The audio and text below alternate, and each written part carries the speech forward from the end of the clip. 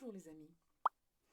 Nous allons parler aujourd'hui de la discussion, de ce geste qui consiste à discuter les choses.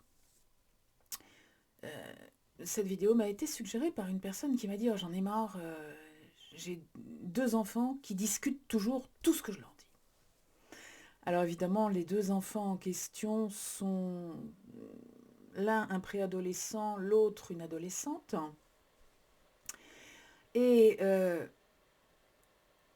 fait de discuter ce que leur dit leur mère, le fait de placer toutes choses sur le plan de la discussion n'est pas forcément une rébellion.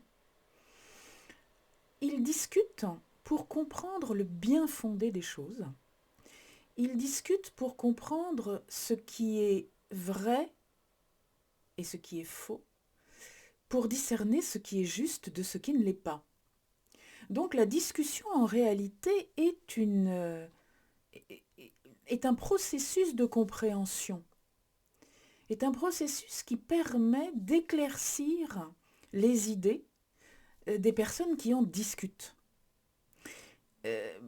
Quelquefois, elles vont être d'un avis opposé, et chacun va peut-être défendre son point de vue, argumenter.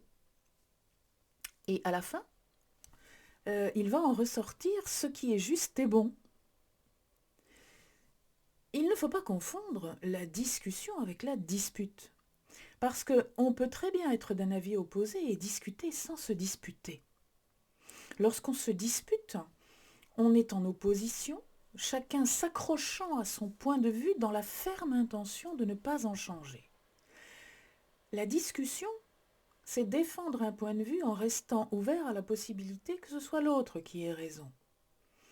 Et en restant ouvert à la possibilité qu'à la fin de la discussion, on va avoir changé de point de vue et être de l'avis de son interlocuteur. Alors que la dispute est placée en termes de conflit, en termes de défense obstinée et obtuse d'un point de vue, sans chercher à envisager que le point de vue de l'autre puisse éventuellement être le juste, le bon.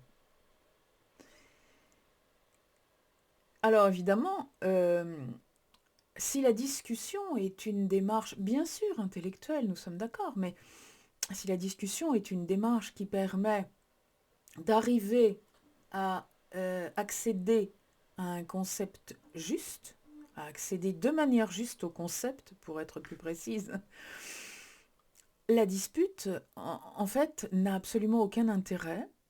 Elle n'est que affûtage de l'ego. Toute forme de conflit est forcément basée sur l'ego. Puisque l'ego, par peur, s'accroche toujours à ses croyances. L'ego est quelque chose qui utilise une base de données de croyances limitantes qui nous ont été inculquées.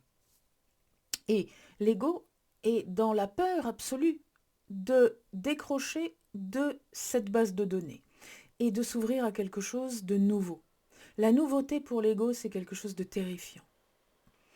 Nous ne pouvons pas envisager quelque chose de nouveau sans en avoir peur tant que nous sommes dans l'ego. Envisager quelque chose de nouveau sans en avoir peur, c'est être dans la confiance, dans la foi. Dans la confiance que ce qui nous rencontre n'est pas forcément mauvais pour nous, et que même si cela ne nous convient pas, ou que même si nous rencontrons quelque chose qui finalement n'est ni exact ni juste, et ça c'est par la discussion que nous allons le déterminer, il n'y a pas de raison d'en avoir peur. Il n'y a pas de raison de redouter d'être déstabilisé. Si nous sommes solides et confiants, nous allons peut-être être un petit peu tanguer un petit peu dans nos certitudes. Mais une fois que nous aurons compris ce qui est juste, nous allons revenir à la verticale et retrouver notre droiture. Pas de raison d'avoir peur. Donc, pourquoi être dans le conflit? Pourquoi s'accrocher? Cette obstination à se disputer pour prouver qu'on a raison, issue de la peur, je viens de vous le dire, euh, c'est quelque chose qui nous empêche d'avancer de façon rédhibitoire. Quand on reste accroché à ses convictions, à ses certitudes, à ce que l'on croit savoir, on ne s'ouvre jamais à quelque chose de nouveau et on n'élargit jamais son corpus de connaissances. En fait, acquérir une culture, les gens cultivés, vous savez, on parle des gens cultivés, eh bien oui, les gens qui sont cultivés, qui ont une grande culture, qui ont une grande somme de connaissances, sont des gens qui ont accepté de rencontrer la nouveauté, de discuter peut-être la nouveauté et d'acquérir la nouveauté, d'absorber cette nouveauté comme une nouvelle connaissance pour eux, lorsqu'ils avaient déterminé que c'était quelque chose de juste pour eux. C'est comme ça qu'on se cultive, c'est comme ça qu'on apprend, c'est comme ça qu'on élargit ses connaissances.